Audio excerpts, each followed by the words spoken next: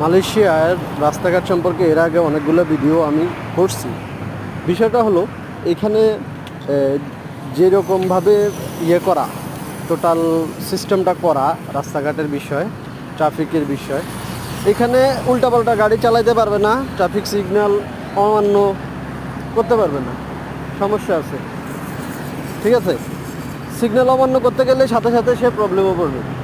যার জন্যে যেটা করা লাগবে সেটা হলো যে উন্নত যেই দেশগুলো আছে তাদের ট্রাফিক সিগন্যালগুলা কীভাবে করছে, তাদের কীভাবে যানজট নিরসনে তারা কাজ করছে, এই বিষয়গুলো পর্যবেক্ষণ করে আমাদের দেশে ওইভাবে এই ইয়াগুলা করা দরকার। অটোমেটিকই মানুষ মানতে বাধ্য, এখানে মানতে বাধ্য, কিছু করার নেই, যানজট হবে না। ঠিক আছে, ওকে বাই, নেক্সট টাইম কথা হবে ইনশাল্লাহ। আল্লাহ হাফেজ।